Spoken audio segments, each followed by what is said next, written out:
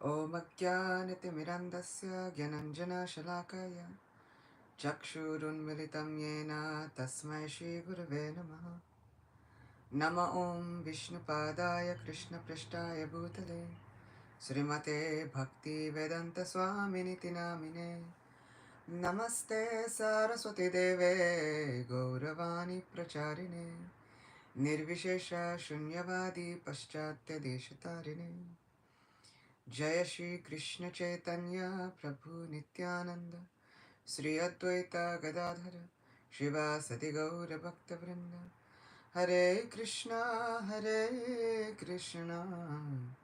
Krishna Krishna Hare Hare Hare Rama Rama Rama Hare Hare Vancha Kalpatarubhyascha Kripa Sindhubhya Eva Cha Patitanam Pavanebhyo Vaishnavebhyo Namo Namaha. Happy Ekadashi, everyone. So wonderful to see everybody, kind of, sort of, in the small screens.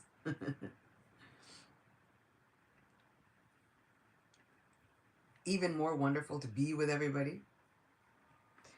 So, this Ekadashi is Kamada Ekadashi, which literally means that it fulfills all desires, every desire.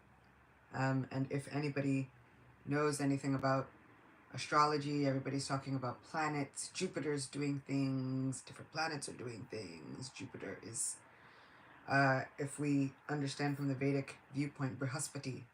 So Jupiter is like Guru, and Guru likes to expand everything.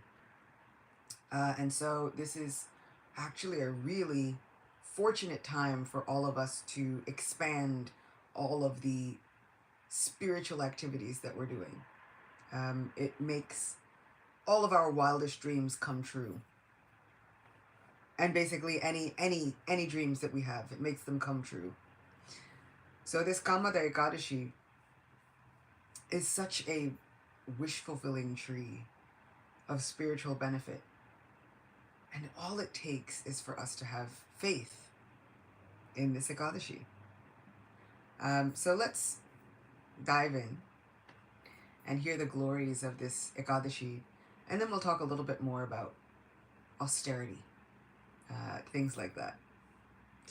So Sri Sutta Goswami said, O sages, let me offer my humble and respectful obeisances unto the Supreme Lord Hari, Bhagavan Shri Krishna, the son of Devaki and Vasudev, by whose mercy I can describe the fast day that removes all kinds of sins. It was to the devoted Yudhishthir that Lord Krishna glorified the 24 primary Ekadashis which destroy sin, and now I shall recount one of those narrations to you. Great learned sages have selected these 24 narrations from the 18 Puranas, for they are truly sublime. Yudhishthir Maharaj said, O Lord Krishna, O Vasudev, please accept my humble obeisances. Please describe to me the Ekadashi that occurs during the light part of the month of Chaitra, March, April. What is its name and what are its glories? Lord Shri Krishna replied, O Yudhishthir, please listen to me attentively as I relate the ancient history of this sacred Ekadashi, a history Vashishta Muni once related to the king Dilip, the great-grandfather of Lord Ramachandra, whose appearance day was just on Tuesday. King Dilip asked the great sage Vashishta, O wise Brahman, I wish to hear about the Ekadashi that comes during the light part of the month of Chaitra. Please describe it to me. Vashishta Muni replied, O king, your inquiry is glorious. Gladly shall I tell you what you wish to know. The Ekadashi that occurs during the light fortnight of Chaitra is named Kamada Ekadashi. It consumes all sins as a forest fire consumes a supply of dry firewood. It is very purifying, and it bestows the highest merit upon one who faithfully observes it. O king, now hear an ancient history which is so meritorious that it removes all one's sins simply by being heard. Once, long ago, there existed a city-state named Ratnapur, which was decorated with gold and jewels, and in which sharp-fanged snakes would enjoy intoxication. King Pundrik was the ruler of this most beautiful kingdom, which numbered many Gandharvas, Kinnaras, and Apsaras among its citizens. Among the Gandharvas were Lalit and his wife, Lalita, who was an especially lovely dancer. These two were intensely attracted to each other, and their home was full of great wealth and fine food. Lalita loved her husband dearly, and likewise, Lalit constantly thought of her within his heart. Once, at the court of King Pundrik, many Gandharvas were dancing, and Lalit was singing alone without his wife. He could not help thinking about her as he sang, and because of this distraction, he lost track of the song's meter and melody. Indeed, Lalit sang the ending of his song improperly, and one of the envious snakes who was in attendance at the king's court complained to the king that Lalit was absorbed in thinking of his wife instead of his sovereign. The king became furious upon hearing this, and his eyes turned crimson with rage. Suddenly he shouted, "O foolish knave! Because you were lustfully thinking of a woman instead of reverently thinking of your king as you performed your court duties, I curse you to at once become a cannibal." O king, Lalit immediately became a fearful cannibal, a great man-eating demon whose appearance terrified everyone. His arms were 8 miles long. His mouth was as big as a huge cave. His eyes were as awesome as the sun and moon. His nostrils resembled enormous pits in the earth. His neck was a veritable mountain. His hips were 4 miles wide, and his gigantic body stood a full 64 miles high. Thus poor Lalit, the loving Gandharva singer, had to suffer the reaction of his offense against King Pundrik. As a Kirtaniya, this is especially alarming to me, because imagine the dire consequences if we just so happen to mess up in the midst of a kirtan, or if our minds were wandering in the midst of in the midst of a kirtan instead of focusing on the Supreme Personality of Godhead. Here was just a king, Pundrik.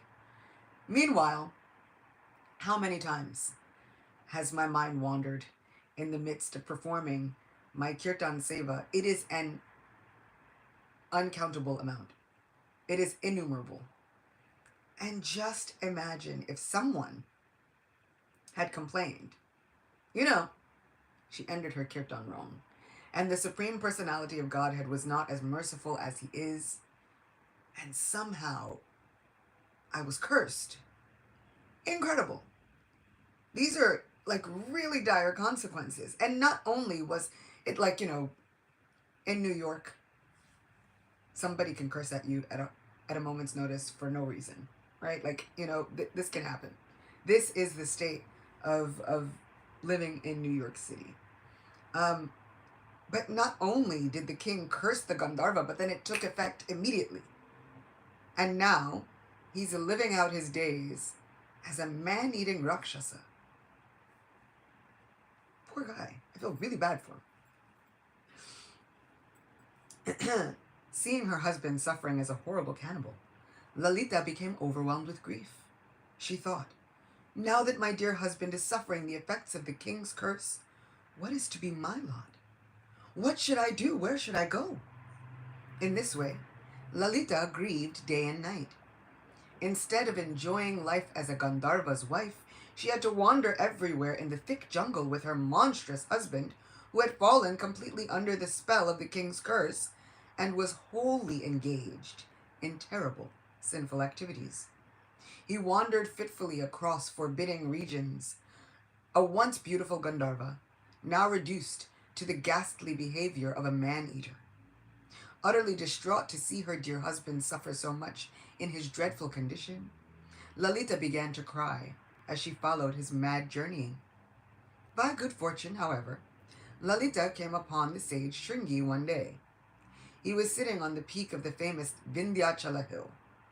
Approaching him, she immediately offered the ascetic her respectful obeisances. The sage noticed her bowing down before him and said, "O most beautiful one, who are you? Whose daughter are you, and why have you come here? Please tell me everything in truth." Lalita replied, "O great sage, I am the daughter of the great Gandharva, Viradanva, and my name is Lalita.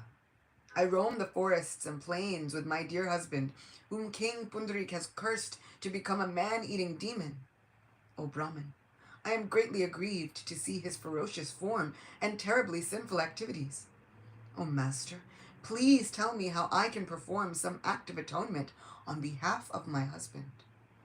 What pious act can I perform to free him from his demonic form, O best of the Brahmanas?" The sage replied, "O heavenly maiden, there is an Ekadashi named Kamada that occurs in the light fortnight of the month of Chaitra. It is coming up soon. Whoever fasts on this day has all his desires fulfilled. If you observe this Ekadashi fast according to its rules and regulations, and give the merit you thus earn to your husband, he will be freed from the curse at once." Lalita was overjoyed to hear these words from the sage. Lalita faithfully observed the fast of Kamada Ekadashi according to the instructions of the sage Shringi, and on Dwadasi she appeared before him and the deity of Lord Vasudeva and said, "I have faithfully observed the fast of Kamada Ekadashi.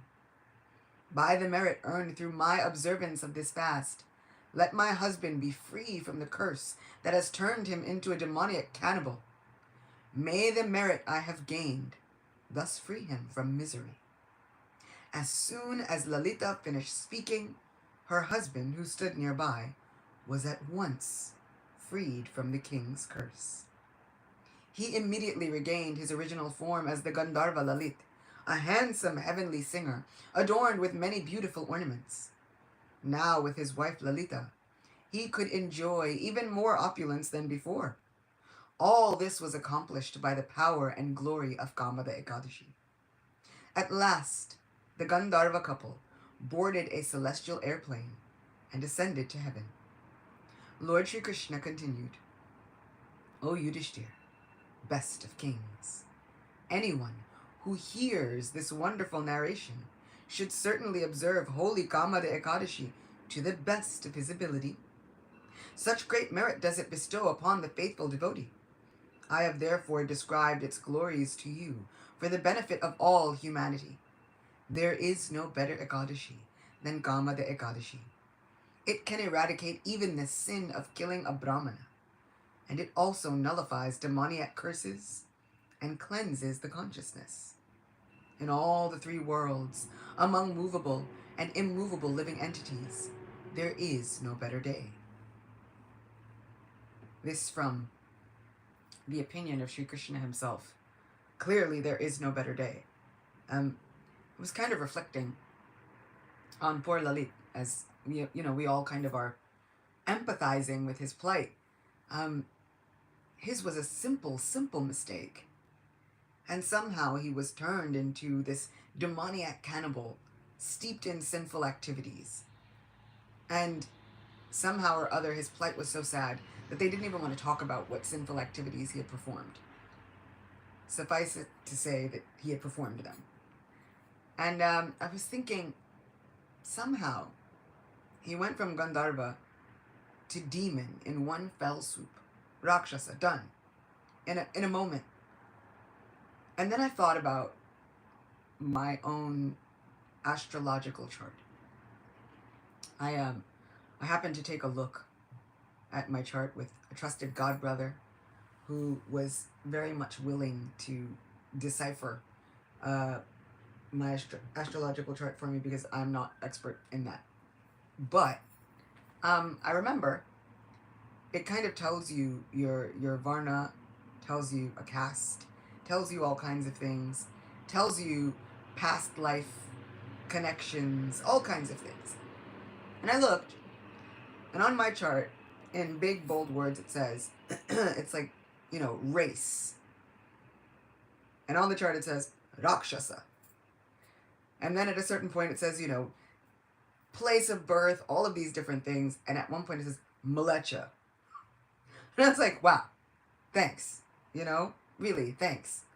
As if your ego, like as if my ego needed any more pummeling. There it was. But it also spoke to the glory of Srila Prabhupada. It doesn't matter what we were formerly. It doesn't matter what we were supposed to be. It doesn't matter what we should have been. It doesn't even matter what our charts say. Srila Prabhupada has the final say. And my godbrother, with the rest of my chart, basically said, actually, it kind of doesn't matter what any of that says. It's a really auspicious chart. And for me, it's auspicious because Srila Prabhupada is entering into all of our lives. He is bringing the glories of Ekadashi, which really, I can truly say, eradicates all sins, changes our fate absolutely. Just if we follow it with faith to the best of our ability.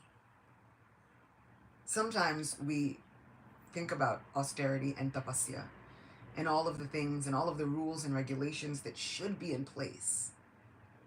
And somehow, in this age of Kali Yuga, it does not matter what you should have been. It does not matter what your fate was supposed to be. It does not matter what was originally written down. Krishna decides we can change everything. Simply with faith. Give yourself one day every 2 weeks. Ekadashi is my favorite day because Krishna is so much more merciful. He is chasing us down with mercy, finding us wherever we might be hiding, taking the opportunity to say, it doesn't matter. None of your qualifications or disqualifications matter to me. What matters is that you have come. You've arrived here on this day at the best time, Krishna's most favorite day, and he is in an incredibly good mood, ready and willing to grant every desire, ready and willing to forgive anything in the past, ready and willing to start fresh, even when we are maybe holding on to some past misgivings, doubts, sinful activities, whatever the case. And then, as if that weren't enough, if we are in a position where we can't even pray for ourselves, he says here, look, I will give you all function and all faculties for someone else to pray for you. This Ekadashi is a wonderful day to pray not only for ourselves, but for everyone who is near and dear to us. And then extend those prayers out to everyone else in the entire universe. Because I guarantee you, we all need it. Everyone needs it. And as I've said before, whenever we are taking the opportunity to pray for someone else on an Ekadashi, it does not mean that we have lost all of our merit. Actually, what we pray for others doubles back and comes back to us multiplied. So Ekadashi Devi is so happy and helpful, blissful on this day that now whatever we're praying for others doubles back upon us as well. What did we do to deserve this? Really nothing. We somehow or other, we had some intention, some small fraction of an intention that enabled us to want to try and have the desire to serve Krishna somehow or other. Some way or other. We came in contact with Srila Prabhupada's mercy. And like I said, Srila Prabhupada has the final say. He says, you all are now qualified. On the topic of tapasya, because this is a Srimad Bhagavatam lecture, there is a verse in the Srimad Bhagavatam, Canto 4, Chapter 24, Text 70. And Lord Shiva is speaking to the Prachetas. Lord Shiva says, therefore, O sons of the king, The Supreme Personality of Godhead, Hari, is situated in everyone's heart. He is also within your hearts. Therefore, chant the glories of the Lord and always meditate upon him continuously. Purport by His Divine Grace Srila Prabhupada Ki Jai. The word Ashakrit is significant, for it means not just for a few minutes, but continuously. That is the instruction given by Lord Chaitanya Mahaprabhu in his Shikshastakam. Kirtaniya Sadahari. The holy name of the Lord should be chanted 24 hours daily. Therefore, in this Krishna consciousness movement, we request the devotees to chant at least 16 rounds on their beads daily. Actually, one has to chant 24 hours daily, just like Thakur Haridas, who was chanting the Hare Krishna mantra 300,000 times daily. Indeed, he had no other business. Some of the Goswamis, like Raghunath Das Goswami, were also chanting very rigidly, and also offering obeisances very rigidly. As stated in Srinivasacharya's prayer to the 6 Goswamis, Sad Goswami Astaka, Sankhya Purvaka Nama Gana Nitibi Kala Vasani Krito. The word Sankhya Purvaka means maintaining a numerical strength. Not only was Raghunath Das Goswami chanting the holy name of the Lord, but he was also offering obeisances in the same prolific numbers, numbering up to sometimes 1,000 obeisances a day. Incredible. Because the princes were ready to enter into some severe austerity in order to worship the Lord, Lord Shiva advised them to constantly chant of and meditate upon the Supreme Personality of Godhead. It is significant that Lord Shiva personally offered his prayers to the Supreme Personality of Godhead, just as he was taught by his father, Lord Brahma. Similarly, he was also preaching to the princes according to the Parampara system. One not only should practice the instructions received from the spiritual master, but should also distribute this knowledge to one's disciples. The words Atmanam Atmastam Sarvabhuteshvavastitam are also significant. The personality of Godhead is the origin of all living entities. Because the living entities are parts and parcels of the Lord, he is the father of all of them. One can search out the Supreme Lord very easily within one's heart, for he is situated in every living entity's heart. In this verse, the process of worshiping the Lord is considered to be very easy and complete, for anyone can sit down anywhere and in any condition of life and simply chant the holy names of the Lord. By chanting and hearing, one automatically engages in meditation. So here we have the best form of tapasya, delineated by Adi Yogi himself, who is very expert in tapasya and in austerities. And he tells these princes who are ready to engage in severe austerity, no problem. Would you like to know the best course of austerity? Simply chant and meditate on the holy names, forms, glories, pastimes, qualities of the Supreme Personality of Godhead. So we have our course of tapasya for this Ekadashi day. And we also have the merit gained by this Ekadashi day. It is as simple as increasing our hearing and chanting. We can do that whether we're at work or at home. We can do that whether we are inside or outside. We can do that whether we're with friends or alone. In any condition of life, Srila Prabhupada assures us, anyone can simply chant and hear the glories and the pastimes and the holy name of Sri Krishna. This is a method of austerity given millions of years ago to kings who were ready to do austerities even more intense than we can even fathom today. And instead, Lord Shiva says, just chant the holy name. Somehow or other, if I can get my unruly and wayward mind to really have faith and really imbibe the message that the holy name can and absolutely will give us everything, somehow then I would realize something. I would be realizing something about Krishna. I would be somehow in contact with Krishna's pastimes. And I wouldn't be worried about singing the wrong raga at the wrong time or making any mistakes, because somehow or other my mind would be engrossed in thinking and hearing about Sri Krishna.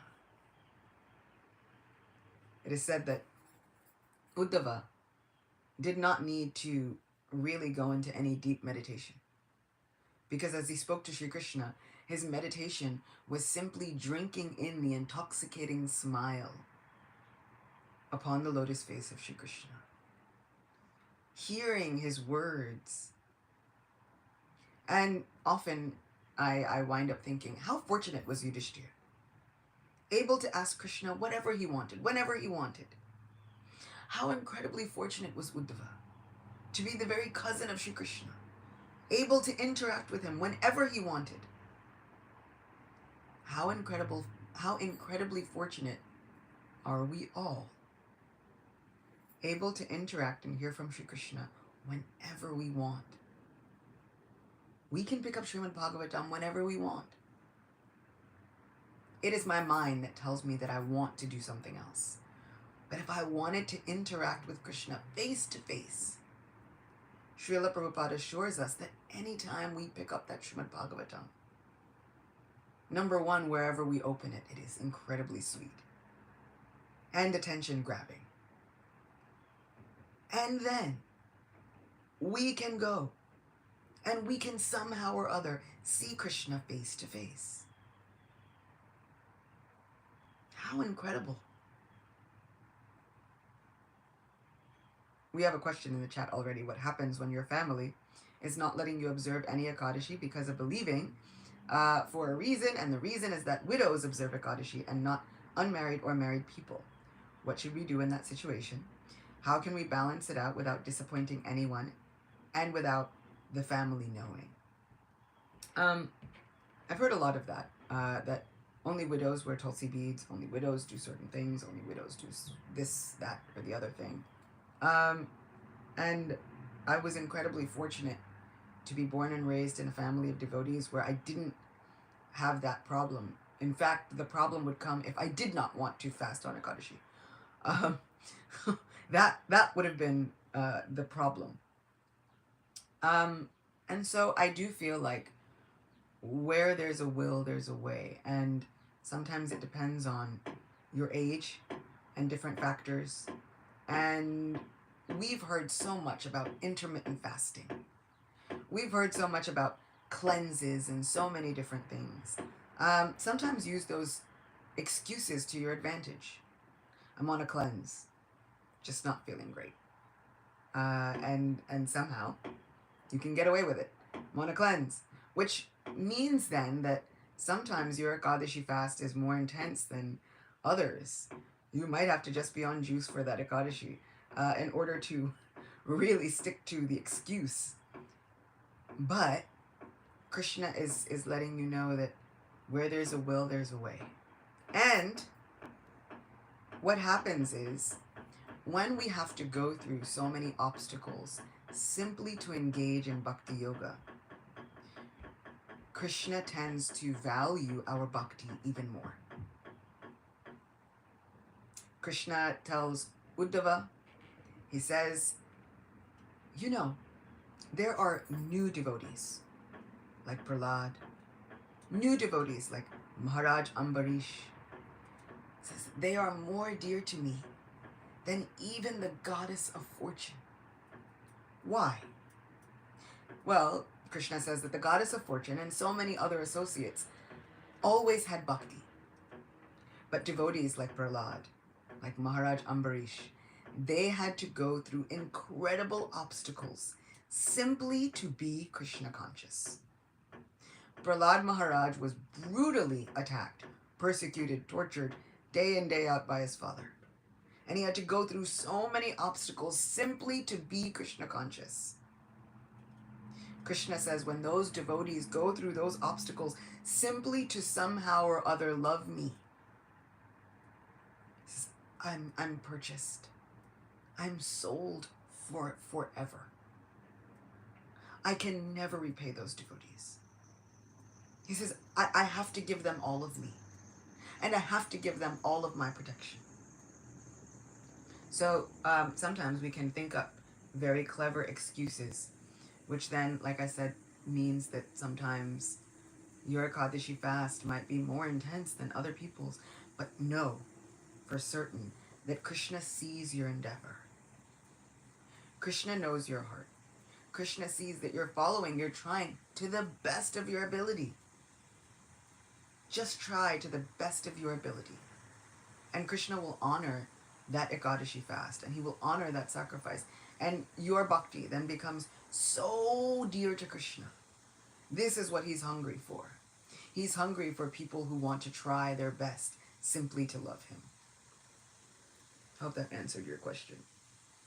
But it is very individual situation according to every person's circumstances.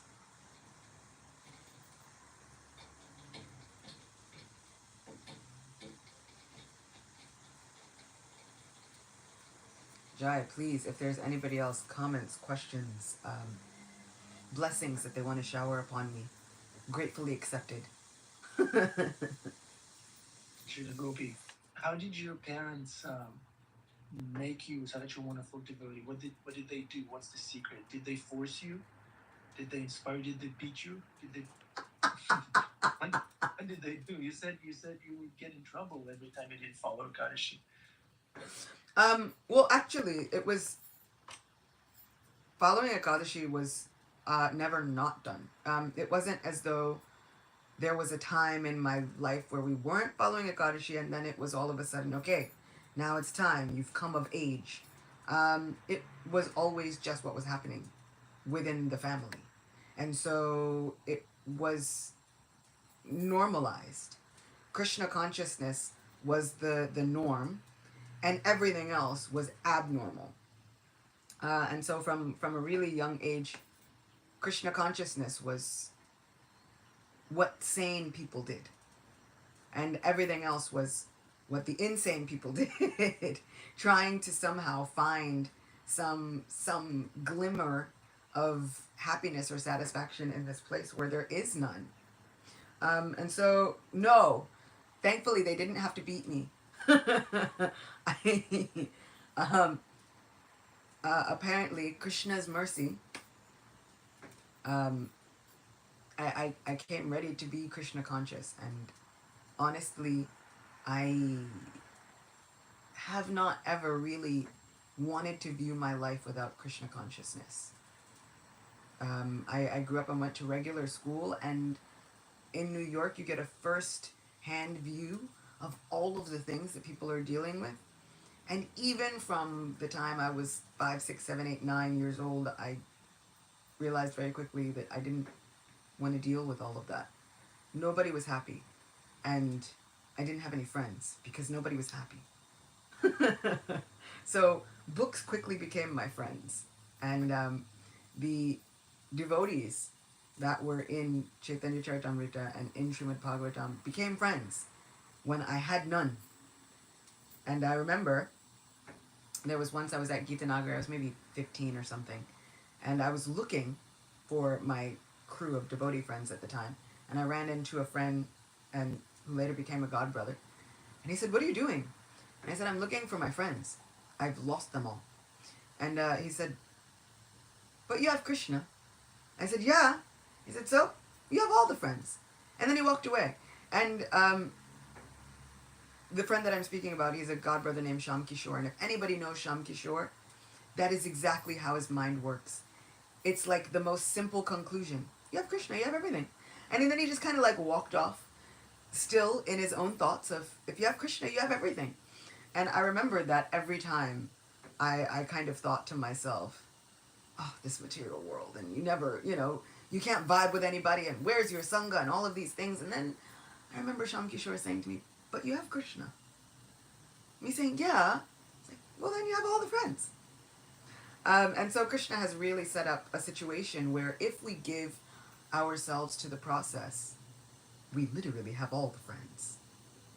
Krishna has given us everything if we allow him to. Thank you. There's nothing to say. She's so wonderfully said. Thank you, Judith. We have a special soul here, Judith. Let's pay attention. Also, coming in contact with Guru Govinda Maharaj definitely was an absolute blessing. I'm not sure how many of you know of him or knew of him. He left the planet in 1996, and and my parents are Guru Govinda Maharaj disciples. My older sister and brother are also disciples of Guru Govinda Maharaj for first initiation. And so, having contact with Guru Govinda Maharaj, he was very much um by the book. Bhima Prabhu says all his friends have FBI files or four legs. Sometimes those are the best kinds of friends. But yeah, Guru Govinda Maharaj was very, very much. He could be strict when it was needed, and he could be soft as lotus petals when needed. But he was very much about Vaishnav culture and Vedic culture, and so from the time I was very young, it being a Vaishnav was what we did. I didn't have any other culture, and so a lot of people wound up, and still I'll get the question. It's like, well, where are you from? And I'm like, I'm from New York, and they're like, well, what's your culture? And I'm like, well, Vaishnav culture, and they're like, no, no, no, but like, what's your culture really? And I'm like, I don't think you understand. I I was born and raised a Vaishnav through and through. Like there was no backup plan. It wasn't like, oh, if this doesn't work out, we'll celebrate Kwanzaa. It was just all of the Vaishnav festivals. That was it. Um, and that's exactly how I grew up. I was the weird kid who came to school with Goranga potatoes on Ekadashi, and nobody understood it, even though they were eating whatever else. And also, Srimad Bhagavatam makes you a very strange child because you have all of the ability and all of the facilities to philosophically debate with other 7-year-old children. And you make way more sense than they do. And you're using all of these big words like materialist and variegatedness and transcendentalism. And other 7-year-olds are just trying to make fun of you for being a vegetarian. But somehow you have all of the sound philosophy to break apart their 7-year-old philosophy, which didn't help with making friends. Remember, Boo says, oh, I'm still the strange kid. I've embraced it now. I love being the strange kid. Get weird. Krishna consciousness is for extraordinarily weird people. Nityananda Prabhu was an avadut. He was the weirdest. And so I pay my obeisances to the entire Panchatattva. And they all blissfully went as weird as they possibly could with their Krishna consciousness.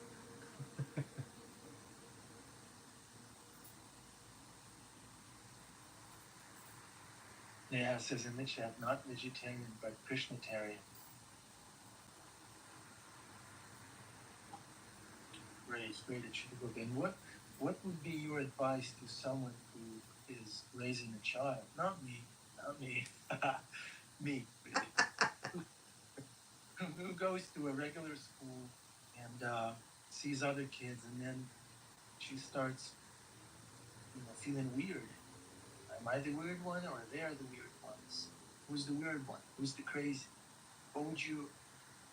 What would be your advice to someone? Yeah. My take is make Krishna consciousness as fun and as normal as possible. And I see you doing that, writing songs together and guitar and singing. Like it's so ingrained in her, and that is such a beautiful thing. Going to Sunday school and seeing other kids and seeing what they're dealing with, and basically everybody's dealing with the same thing, whether they're a Krishna devotee, whether they know they're a devotee or not, right? Because the understanding is everyone's a devotee. Some people just don't know it. Whether they know it or not, I think that making it as normal as possible, raising that next generation to be as sensitive as possible. Because really, what's happening is we are giving children a first hand look at people are suffering. Living entities are suffering from the very beginning. And Krishna consciousness doesn't often sugarcoat things. Birth, death, old age, disease. You know, you've got this body bag of blood and pus and stool and bones and urine and mucus. And Bhagavatam is going to paint an extremely graphic picture. So, you know, Bhagavatam is not sugarcoating anything. Bhagavatam is giving everything just as it is. You know, everything is this brutal truth. But it helps us to raise very sensitive living entities who can really see that living entities are suffering.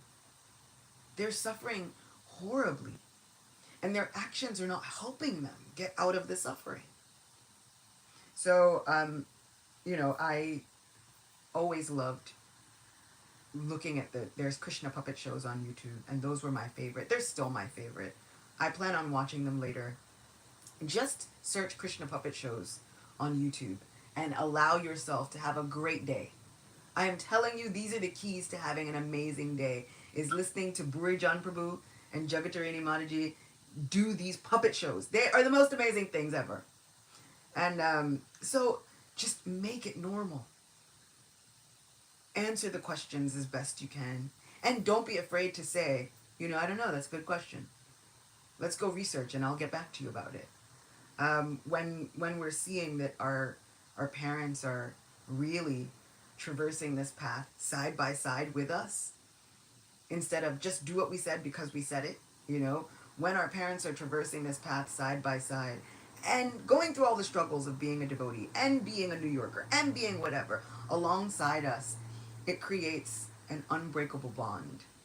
And that bond, I can say, really fostered my Krishna consciousness. My parents were really ready to say, we're in it with you. We're all on this boat together. My mom would often equate this family's on a train. This train is going back to Godhead. You're on the train. For better or for worse, until you start making your own decisions, you are on this train. We're on the train, and we're all going to be here enjoying and suffering as the material world gives it to us together. But it made me feel not so alone. It reminded me that, yeah, we're here. We're doing all of this. And every time I talk to people who are either within Krishna consciousness or without Krishna consciousness, everybody's looking for shelter. Desperately. Really desperately looking for shelter. And so just the same way that she's looking for shelter, everyone else is looking for shelter. We just happen to have shelter with a God who laughs and plays and wrestles with his friends and steals food from them and dances and flirts and is charming and is amazing and is so smart. But he uses that smartness to then go and tell his mother half-truths. So this is our friend. And what better friend could we possibly have?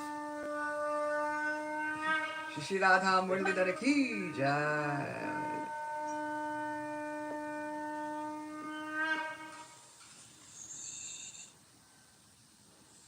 We are in this together. What a wonderful statement. Turn on your cameras. Yes, thank you. Being a Prabhu, bow down.